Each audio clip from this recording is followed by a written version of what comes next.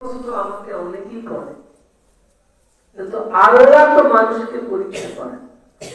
আল্লাহ তো মানুষের অন্তর দেখেন এবং অন্তর বোঝেন। হয়তো আপনার বন্ধু বান্ধব আশপাশের মানুষ আপনার অন্তর বোঝে না, মনের খবর জানে না, কিন্তু আল্লাহ কিন্তু সবসময় জানেন, বোঝেন, দেখেন। এখন আল্লাহ চায় সে যে বান্দাকে পরীক্ষা করছে, বান্দা সন্তুষ্ট চিত্তে তা গ্রহণ করছে কিনা, সে কিন্তু সেইটা চায়। আপনাকে একটা বিপদ দিছে, আপনি অস্থির হয়ে গেলেন, এটা কিন্তু আল্লাহ পছন্দ করেন না। আপনি তাই সেই বিপদে ধৈর্য ধারণ করলে আল্লাহর উপরে পরিপূর্ণ বিশ্বাস, পরিপূর্ণ আস্থা রেখে সন্তুষ্ট হতে হবে যে আল্লাহ হয়তো আমার কোন একটা ভালোর জন্য এই বিপদটা দিয়েছে। বুঝতে পারছি? এই জন্য তরিকা বলছি, আল্লাহর কাছে আত্মসমর্পণ করলে মনে শান্তি নেই। যতই বিপদ আসুক, যতই আপদ আসুক, শান্তি যেন না যায়। এটাকে বলে আত্মার চারটা অবস্থা আছে। এগুলো বলতে গেলে এগুলো বুঝান লাগে। আরবিতে আত্মার চারটা অবস্থা আছে: নাফস আম্মারা, নাফস লাওয়ামা, নাফস মুতমাইন্না, নাফস মুলহিমা। নাফস আম্মারা হলো কি, এরা কোনো সময় শান্তি পায় না, মারামারি, কারাগারি, যত অপরাধ করে এগুলো মনের মধ্যে কোনো নেই, অপরাধী সবসময়।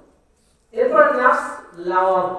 নাফস লাওয়ামা হলো অনুতাপশীল আত্মা, ভুল করে আবার মাফ চায়। আল্লাহ এই বিপদ দিলে কাই করলো, মাফ চায় আবার, আল্লাহ এটা ভুল করে ফেলাছে। নাফস মুতমাইন্না হলো শান্তি প্রিয় আত্মা, মানে সবসময় শান্তি অনুভব করে বিপদে, তাও আল্লাহ যা করতে ভালোর জন্য করছে। আবার আনন্দ দিলেও আল্লাহ বলে আল্লাহ যা করতে ভালোর জন্য করছে। সূরা মায়েদাতে দায়ী সালাত সম্পর্কে আল্লাহ তাআলা বলতে গিয়া এই দুই শ্রেণীর মানুষের কথা বলছে। অধিকাংশ মানুষ হলো এরকম যারা বিপদে আপদ হইলে অস্থির হয়ে পড়ে, আর আরেক শ্রেণীর মানুষ হলো যারা আল্লাহ যদি কল্যাণ করে তাহলে শুকরিয়া আদায় করে না, তখন ভুলে যায়। আল্লাহ ভালো করলে তখন শুকরিয়া নাই, ভুলে যায়, এই দুনিয়ার বিষয় নিয়ে থাকে। আবার একটু কষ্ট দিলে, একটু পেরেশানিতে রাখলে তখন হায়তস করে। অধিকাংশ মানুষের এই দুই শ্রেণীর, ওই সমস্ত লোক ছাড়া যারা নামাজে স্থির, যারা অর্থাৎ যারা দায়েরি সালাত করে, তারা ছাড়া বাকি সব মানুষ হলো এই দুই শ্রেণী। এক বিপদ আসলে অস্থির হয়, শুকরিয়া কারণ দিয়ে ভালো হইলে শুকরিয়া করে না। যারা একমাত্র দায়েরি সালাতে রত আছে তারা ছাড়া আর বাকি সব মানুষ এই দুই শ্রেণী। পবিত্র কোরআনের সূরা মায়েদাতে এই কথাগুলো কিন্তু আল্লাহ স্পষ্টভাবে বলেছে। এখন দায়েরি সালাত কি? দায়েরি সালাত হলো সব সময়ের জন্য, 24 ঘন্টার জন্য সালাতে রত থাকা।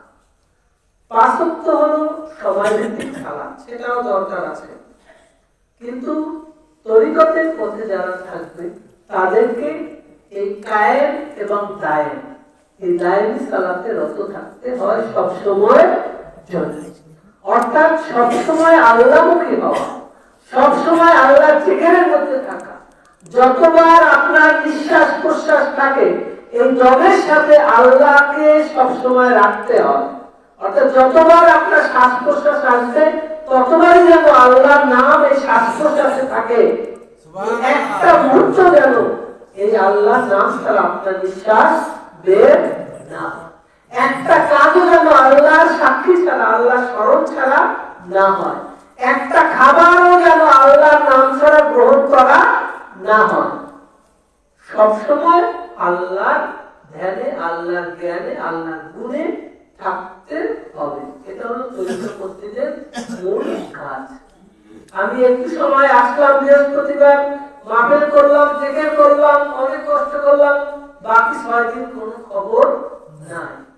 এই মাহফিল, এই জিকির আমরা শিক্ষা কিন্তু দেই না। আমরা কিন্তু চাই একজন ভক্ত, একজন আশিক সবসময় আল্লাহর নামের মধ্যে থাকবে। কাজে করার সময় কাজ করবে, কিন্তু মুখে বা মনে আল্লাহর নাম থাকবে। ঠিক আছে?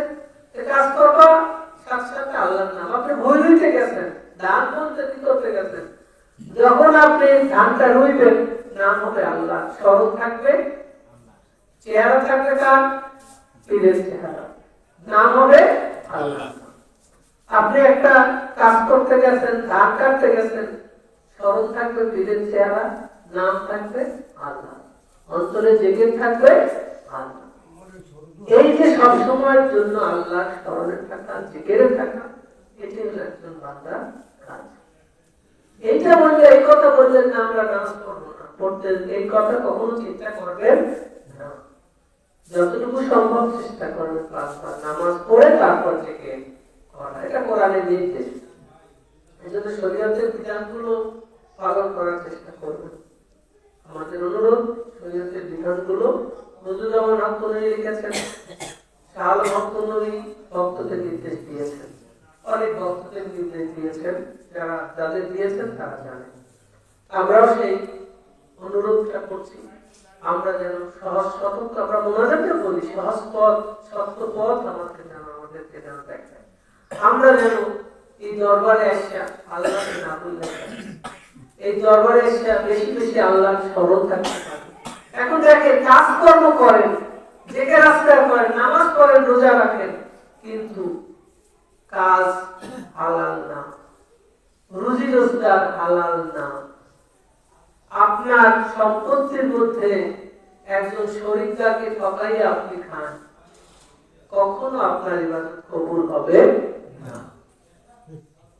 তার মানে কি, আপনি ইবাদতের সাথে সাথে আপনার যে রুজি রোজগারের যে ব্যাপারটা, সেটা যেন হালাল হয়। বুঝতে পারছি? হালাল পথে যেন আপনি উপার্জন করতে পারেন, সেই প্রার্থনাটাও যেন আল্লাহর কাছে সবসময় আমরা করি। মোনাজাতে আমরা করি না?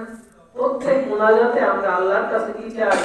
সহজ সিরাতুল মুস্তাকিমের পথ, সহজ সরল পথ আপনি আমাদেরকে দান করুন, আপনি আমাদেরকে হালাল পথে হালাল রুজি দান করার তৌফিক দান করুন। এগুলো কিন্তু আমরা মোনাজাতে বলি, অন্তরে সবসময়ের জন্য রাখবেন, যেন আমাদের মধ্যে খারাপ কোনো টাকা, ঘুষের কোনো টাকা, সুদের কোনো টাকা আমাদের মধ্যে না আসে। এই গ্রামে অনেকে আমি দেখছি, এরকম মানুষও আছেন, এই আশপাশেও আছেন, টাকা লাগায় 10,000 টাকা দিলে 1 বছর পর দাম হয়ে যায়, ধান 1 কাঠি দিলে 1 বছর পর 2 কেজি দেওয়া লাগবে। এটা আসলে ঠিক না। এই সুদকে আল্লাহ নিষেধ করেছে, এই সুদকে আল্লাহ নিষেধ করেছে। সেই আমাদেরকে সকলকে আমরা আল্লাহর পথে যেন আমরা থাকতে পারি, সেই সকলকে দোয়া করে আমাদের জন্য দোয়া করবে। আমরা ধর্মকর্ম করি, অনেকে আমাদেরকে ভুল বোঝেন, ধর্মকর্ম করি আল্লাহর জন্য, এখানে আসি আল্লাহর জন্য, এই কথা বলি আল্লাহর জন্য, কারণ কল্যাণ হইলে আমরা মনে করি ধন্য হয়েছে। সবকিছু আল্লাহর জন্য করছি। এরপরে মানুষের, যেখানে মানুষ থাকে সেখানে সমস্যা থাকবে, ভুল বুঝাবুঝি থাকবে, সমাধানও থাকবে, সমাধানও থাকবে। রাসূল সাল্লাল্লাহু আলাইহি ওয়াসাল্লাম ওফাতের পরে ইসলামে 4 খলিফা ছিলেন, সমস্যা ছিলেন। যেদিন থেকে রাসূল সাল্লাল্লাহু আলাইহি ওয়াসাল্লাম ওফাত হয়েছে, পরদিন থেকেই শুরু হয়েছে সমস্যা, পরদিন থেকেই সমস্যা শুরু হয়েছে। নবী হয়ে গেল 12 জন, ভদ্র নবী 12 জন হয়ে গেল। হযরত ওমর, আবু বকর রাদিয়াল্লাহু তাআলা দমন করেছে। সমস্যা অনেক হয়েছিল, এখনো আছে, সমস্যা থাকবেই, কিন্তু সমাধানও আছে। এর মধ্যে থেকে ধর্মকর্ম করতে হবে। সমস্যা আছে তার মানে সেখানে আমি যাবো না, সেটা না। সমস্যা মোকাবেলা করে তার সমাধান করে সঠিক পথে চলতে হবে। এই জন্য রাসূল সাল্লাল্লাহু আলাইহি ওয়াসাল্লামের একটা হাদিস আছে, ফিতনার সময় ইবাদত হইল সর্বশ্রেষ্ঠ ইবাদত। ফিতনা বলেন তো, বিভিন্ন মত থাকে, বিভিন্ন এই ঝগড়া তর্কাতর্কি থাকে, ফিতনা, বাজাবাজি, শোভা কথা। এই সময় ইবাদত হইল সর্বশ্রেষ্ঠ ইবাদত। এর মধ্যেও নিজে যে ইবাদত করতে পারে সঠিক থেকে, সে হইল সঠিক পথে থাকে। আপনি সুন্দর পরিবেশ দিয়ে দিলে আরামে বসে ইবাদত করবেন, থেকে আজকাল করবেন, বাধা বিঘ্ন নাই, হবে না। আপনার ভিতরেই তো দুইটা দিয়ে দিচ্ছে, একটা ভালো আর একটা খারাপ। শয়তানের তো ভিতরেই আছে মানুষ, অসে অসে খান্নাস, এই খান্নাস তো ভিতরেই আছে। সুতরাং শয়তান থাকবে না, বাধা বিপত্তি থাকবে না, আপনি ইবাদত করে যাবেন, হবে না। আপনার ইবাদতে ডিস্টার্ব করার মানুষ তুমি শয়তানও থাকবে, ইবাদতে ডিস্টার্ব করার মানুষ তুমি শয়তানও, সেই শয়তানকে এড়াইয়া আপনাকে ইবাদত করতে হবে। বুঝতে পারছেন? সেই শয়তানকে এড়াইয়া আপনাকে সঠিক পথে থাকতে হবে। আপনি সারা জীবন সুখে শান্তিতে থাকতে যাবেন, এভাবে কি আল্লাহ কাউকে রাখে? আল্লাহকে পাওয়া যাবে না। সুতরাং আবারও বলছি, আল্লাহ আমাদেরকে সঠিক সত্য পথে চলার তৌফিক দান করুন, এই প্রত্যাশা রেখে আমি আমার বক্তব্য শেষ করছি। ভালো থাকবেন সবাইকে। অক্ষনুরি জিন্দাবাদ, আমার ভাই ভান্ডারী জিন্দাবাদ, আমার প্রিয় আল্লাহর হাবিব রাসূল সাল্লাল্লাহু আলাইহি ওয়াসাল্লাম জিন্দাবাদ। সবাইকে আবারও সালাম জানিয়ে শেষ করছি। আল্লাহ হাফেজ।